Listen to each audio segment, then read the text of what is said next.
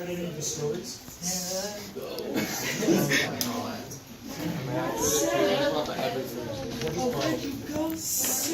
All right, guys. Happy Homework Club is starting in 5 seconds. Sarah's starting in 10. Guys, Happy Homework Club, Friday afternoon. Okay. Ready and hit it, please. Story. Yeah.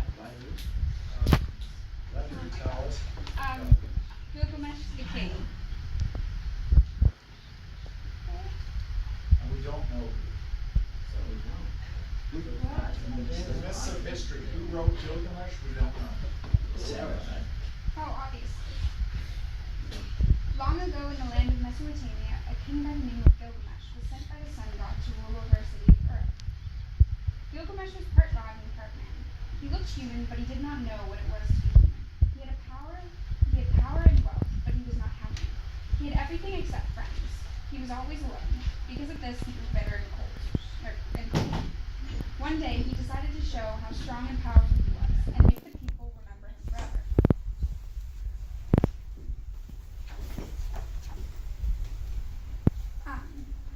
So it was Gilgamesh ordered a great wall to be built around the city.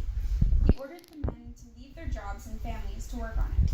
He made the women bring food. Children were kept away so no one would stop to play with them. At first, the people helped willingly. Their king must have a good reason for wanting the wall. Was an enemy planning to attack the city? But as the wall got higher and higher, the people grew restless. How high did it have to be? It went up higher than any wall in the world, but Gilgamesh pushed day in and day out. Men fainted from work and hunger. Food grew scarce. The people cried for mercy, begging Gilgamesh to stop, but he would not listen. In despair, they prayed to the sun god for help. The sun god heard their prayers and ordered the creation of another man as strong as Gilgamesh. His name was Enkidu. He was made from the clay of the earth. Since Gilgamesh had learned nothing from the living with people, Enkidu was sent to live with the animals of the forest. As he got to know the animals, he learned to care for them. But he did not know human kindness, for he had never seen another person. The first man Enkidu saw, he did not like. It was a hunter chasing animals through the forest, trying to kill them. Why would anyone want to do that? Enkidu wondered. He rushed to help his friends. He threw the hunter from his chariot and rescued the wounded animals. The hunter ran back to warn Gilgamesh about the new danger in the forest. He called Enkidu the strongest man in the world.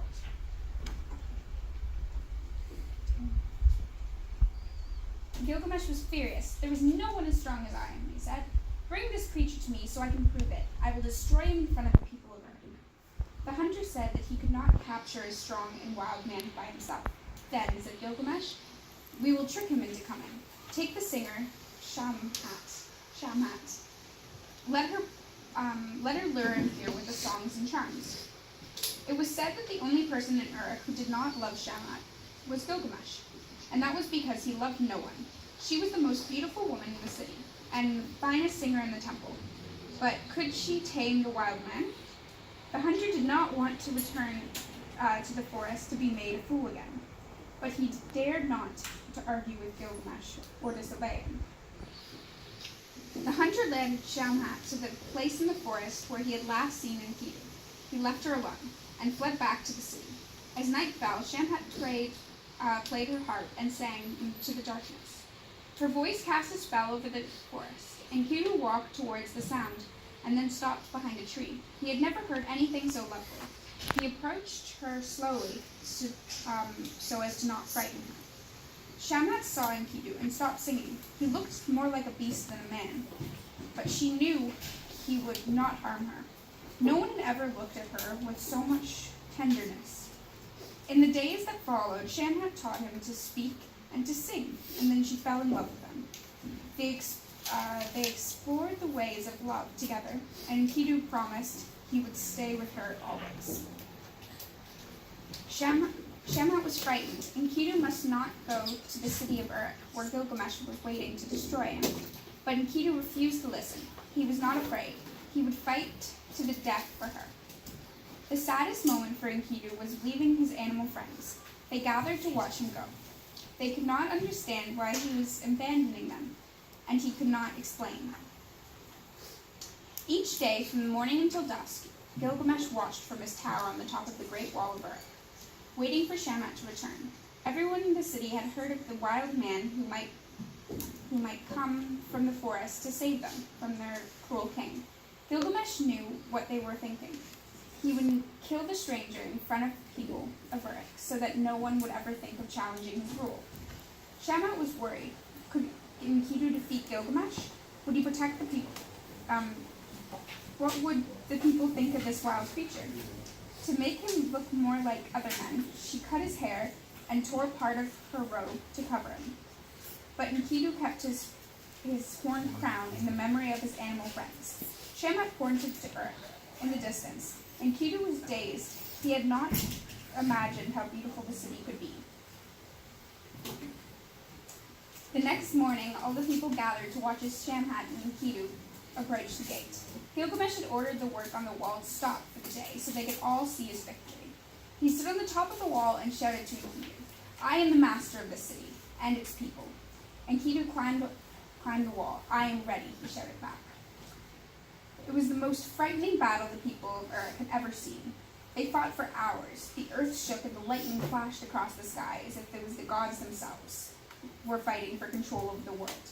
Gilgamesh and Enkidu were equal in strength, and neither winning. Then suddenly Gilgamesh stepped on a loose stone, stumbled, and fell over the edge of the wall.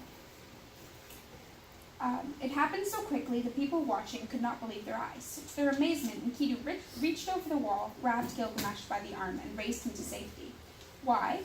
Enkidu had won. Why would he save someone who was trying to kill him? Gilgamesh again stood on the top of the wall, facing Enkidu, who watched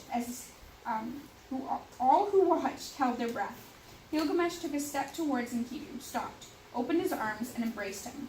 The king finally understood what it was like to be human. He was no longer alone. He had found a friend. The celebrations went on for days. Shamhat was chosen to lead the biggest parade that has ever taken part in Uruk.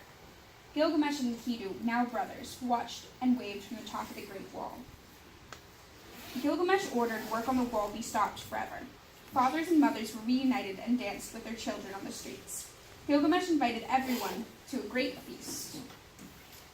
New peace settled over Uruk.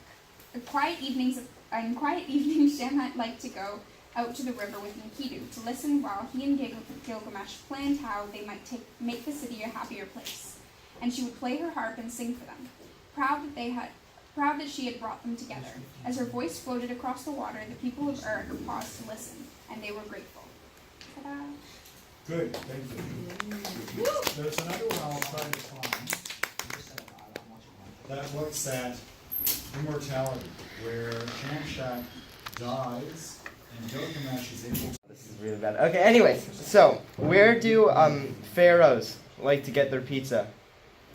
Where? Pizza Hut. So funny.